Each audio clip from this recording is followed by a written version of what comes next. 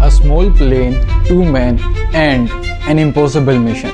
A small aircraft, 2 pilots, and a mission that was not just a life-threatening, but by today's standard seems completely impossible. A strange dream of a Las Vegas hotel owner to keep an airplane in the air, not just for hours or days, but for months without touching the ground. This wasn't just a challenge of fuel supply, this was a story of extreme sleep deprivation, the freezing cold of December, and the delicate balance between life and death.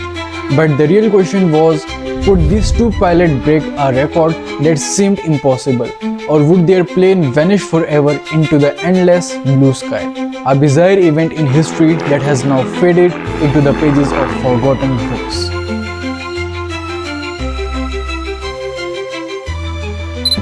The dream of a Las Vegas hotel owner in 1956, a man named Warren Bailey, opened a hotel in Las Vegas. Unlike the city's grand casinos and luxury hotels, his establishment catered to simple working class people. Named Hacienda, it wasn't an expensive hotel, which made it popular choice for ordinary visitors. However, due to its lower profit margins, Bailey was always searching for innovative ways to promote his hotel. One day his friend Bob Timm, a former army pilot, suggested an extraordinary idea, breaking a world record to gain publicity. His idea was to fly an aircraft for an extended period without landing, not just for days but for months. Bailey found the idea fascinating, but could it really work? More importantly, could it truly help promote his hotel? And above all, was it even possible? It's important to understand that when the airplane was first invented, its flight time was measured in seconds. For pilots and engineers, the biggest challenge was figuring out how long an aircraft could stay in the air. As aviation technology advanced over time, flight durations increased significantly. Eventually, the key limitation became fuel capacity. The larger the fuel tank, the longer the aircraft could remain airborne. In 1923, the US Army solved the fuel limitation problem by successfully refueling an aircraft mid-air from another plane. Soon after, the first endurance flight record was broken. The first significant record was set by a DH-4B aircraft which stayed airborne for 37 hours. Refueling 9 times in the air, this sparked a new era of aviation challenges, and by 1929, the obsession with endurance flight had taken over America. That year alone, the record was broken 5 times. However, by the time Bob Timm suggested his idea to Warren Bailey, the hype around endurance flights had faded. The challenge was no longer about aircraft engines or fuel capacity, it had become a test of human endurance. Bob Timm was talking about breaking a record set in 1949, when 2 Navy pilots kept an Aeronca sedan aircraft in the air for 46 days. Their achievement received significant media attention, proving that such a feat could generate widespread publicity. Hacienda owner Warren Bailey found the idea of an endurance flight to be a brilliant way to promote his hotel. He immediately requested Bob Timm to take on the challenge, as Timm was a well-known World War II pilot with extensive flying experience. Timm began by visiting McCarran Field Airport, where he purchased a Cessna 172 and hired a mechanic to modify the aircraft for the endurance flight. The first major change was removing the co-pilot's seat, as Timm would need a co-pilot to share the burden of flying for over a month. The 2 pilots would take turns while one flew the plane, the other would rest on a foam pad placed where the co-pilot's seat used to be. To maximize space, they also removed the rear bench seat, replacing it with a small 8 square foot storage area for essential supplies. In one corner of the cabin, they installed a tiny sink to allow for occasional sponge baths inside the cramped 4-foot tall cabin. For fuel, they installed a 95-gallon belly tank to supplement the fuel stored in the wings. To transfer fuel from the belly tank during flight, they fitted an electric pump that would pull fuel up through a pipe. Additionally, they removed the co-pilot's door, replacing it with a folding door, which provided easier access to the belly tank's fuel port for mid-air refueling. In today's world, hanging mid-air while flying might seem like something only seen in movies, but back in 1950s, aerial stunts were quite common. By then, aerial refueling had become a regular part of aviation, with dangerous feats like transferring fuel from one plane to another mid-flight. To make this process as safe as possible, Bob and his team came up with an innovative solution. They added a small folding platform outside the co-pilot's door, allowing the pilot to stand on it and connect the refueling pipe to the belly tank's fuel pod. This platform was the only spot on the plane where a person could safely stand.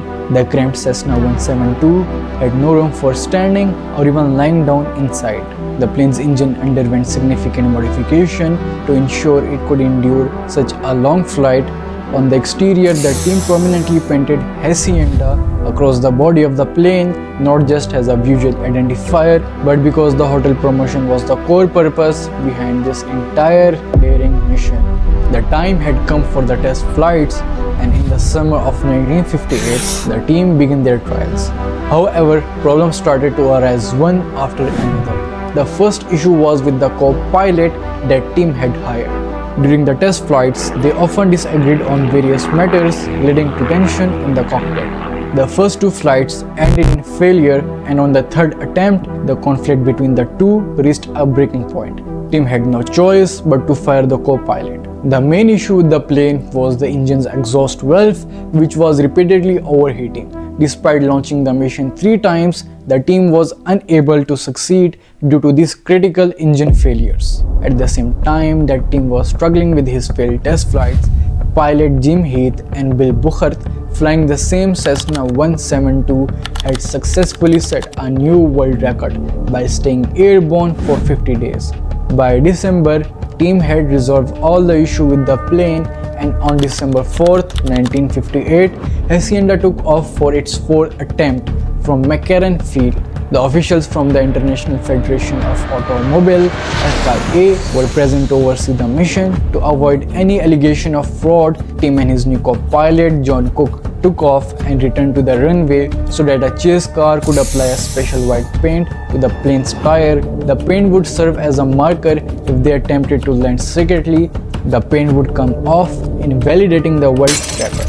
After several hours, when it was time for the first refueling, both pilots flew over a predetermined stretch of road where a refueling truck was already waiting.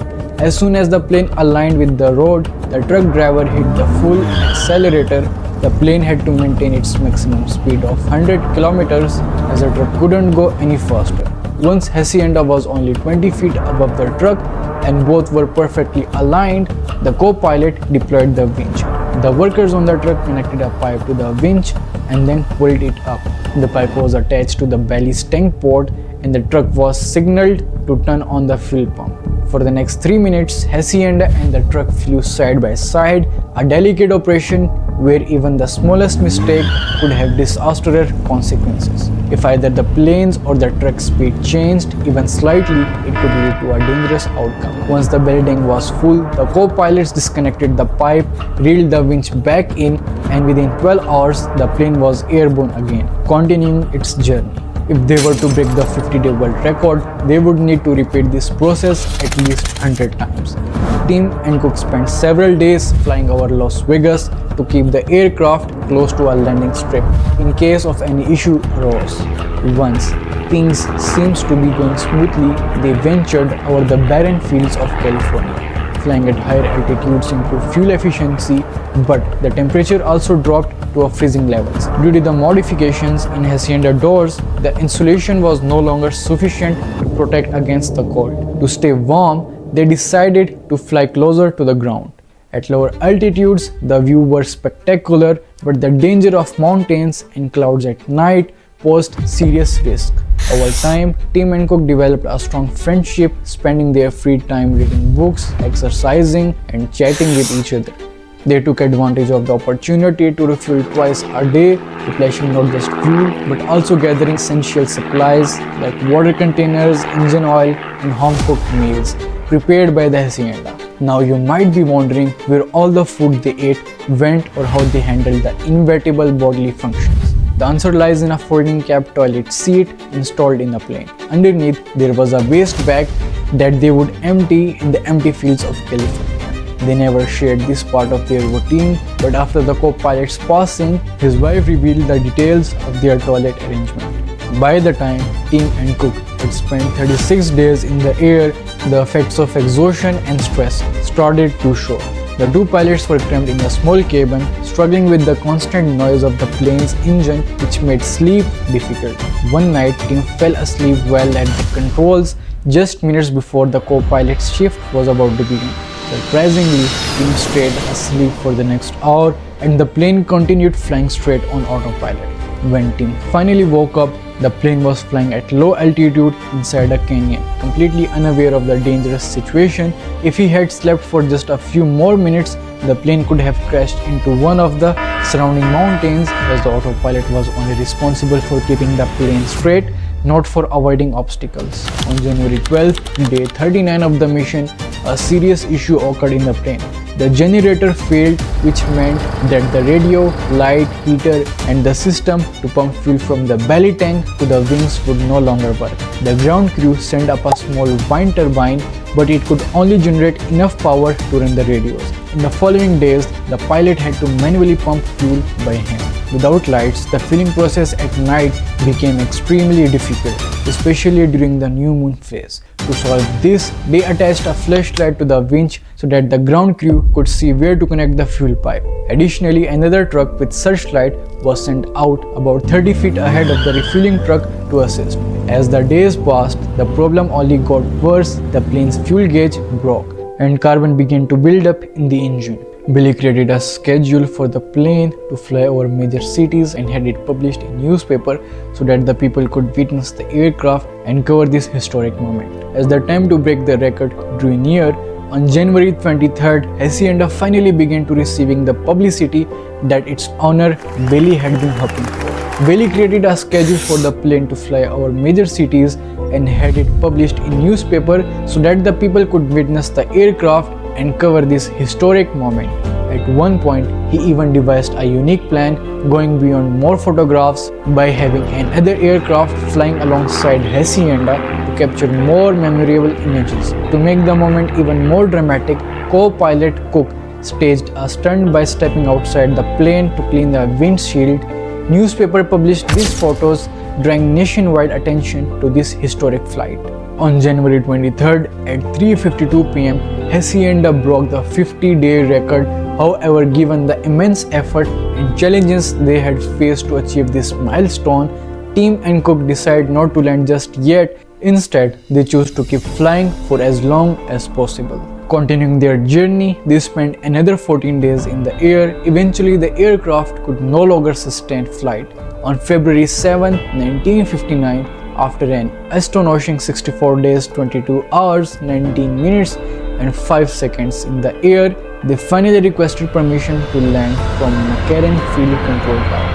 As the plane touched down, a massive crowd had gathered at the airport to witness the historic moment. Among them were supporters, record official, journalists, Timm's wife and children, and the entire Hacienda staff. The press was in full force, capturing the moment that had captivated the entire nation. Timm and Cook were in such exhausted state that they couldn't even exit the plane on their own. Officials also confirmed that the white tire paint remained completely intact, proving that the aircraft had indeed stayed airborne for 68 consecutive days without landing. In 2015, the FAA officially discontinued piloted endurance record due to the increasing risk to human life. This meant that Timm and Cook world record will remain unbreakable forever. The Cessna 172, in which this historic record was set, still hangs on display in Terminal 1 baggage claim area at McCarran International Airport, silently telling this incredible story to this day. I hope you liked this video. If you did, like, share and subscribe the channel, and I can't wait to read your awesome comments. Stay tuned for the next exciting video. See you soon.